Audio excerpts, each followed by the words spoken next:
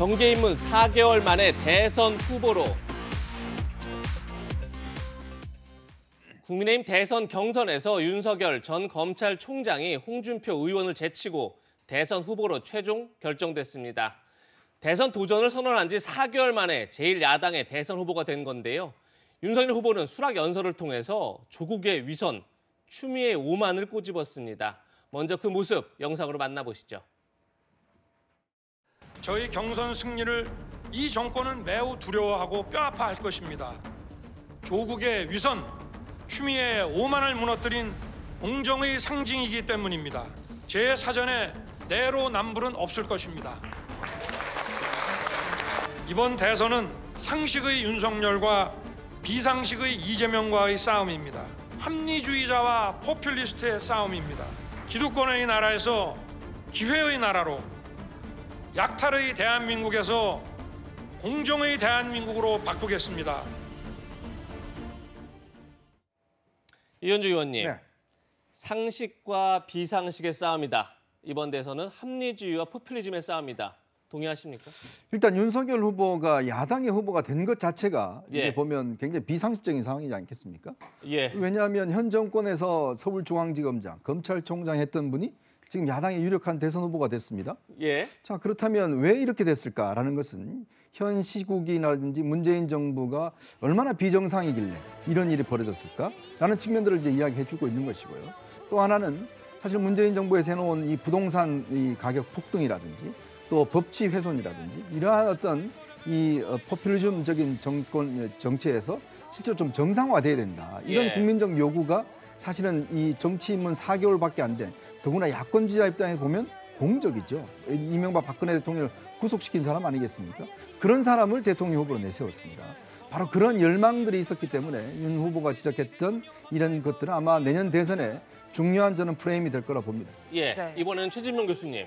조금 전에 이현종 의원께서 윤석열 후보가 대선 후보가 된 것 자체가 지금이 얼마나 비상식적인지를 알 수 있다 이렇게 말씀하셨는데 어떻게 동의하십니까? 그러니까 비상식이 아니고 동의하는 부분은 예. 문재인 정부에 대한 실망감은 분명히 있어요. 그 부분이 일정으로 작용했다고 저는 봐요. 예. 이제 윤 총장을 그만두고 4, 5개월 만에 대선 후보 된 것 자체가 비상식이죠, 사실은. 일반적으로 이해하기 어려운 부분이 있습니다, 분명히. 후보가 된 게 오히려 네, 비상식이다. 그렇죠. 근데 그거는 아까 말씀드린 것처럼 현 정부에 대한 실망감이 그만큼 크다는 거 분명히 반증하는 거예요. 예. 일반적으로는 그렇게 해서 대선 후보 되기는 쉽지 않거든요.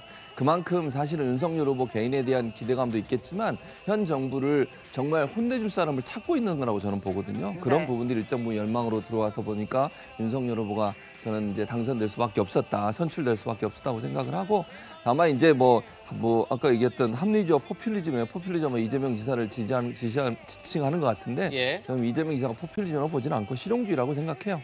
아마 이제 두 분이 선의 경쟁을 통해서 국민의 마음을 얼마나 얻느냐, 이게 중요할 거라고 생각을 합니다. 네. 윤석열 후보에게 쏠린 당심이 결국 승패를 갈랐는데요. 어제 경선 결과부터 짚어보겠습니다. 최종 득표율부터 함께 보시면 윤석열 47.85% 그리고 홍준표 41.5%로 윤 후보가 6%포인트 정도 앞서면서 국민의힘 대선 후보자로 최종 확정이 됐습니다. 그런데 자세히 보시는 것처럼 여론조사에서는 홍준표 의원이 이렇게 10%포인트 정도 앞서고 있고요.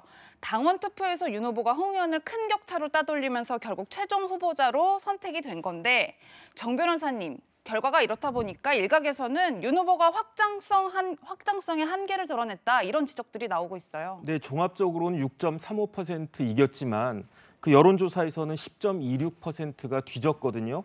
그러니까 홍 후보가 거의 48.2%, 거의 그 여론조사의 절반 가까이 획득을 갖다 했는데, 이것은 제 생각에는 아마 윤석열 후보가 조금 전에 이현종 의원님께서 말씀하신 것처럼 정치에 있어서는 신인이다, 미숙한 점이 많이 드러났다.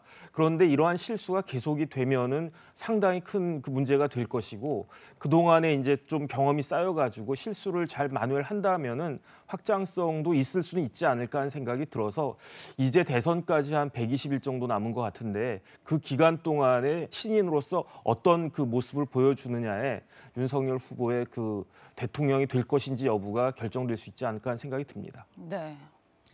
네, 검사 윤석열이 국민의힘 대선 후보가 되기까지 많은 일들이 있었죠. 국민의 머릿속에 자신을 각인시킨 윤석열 후보의 말들을 저희가 모아봤습니다. 영상으로 만나보시죠.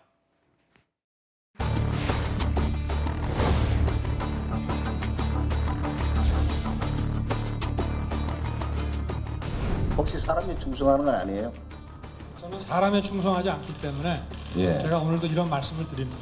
일단 법리적으로 보면은 검찰총장은 법무부 장관의 부하가 아닙니다. 중상모략이라는 단어는 제가 쓸 수 있는 가장 점잖은 단어라고 저는 생각합니다.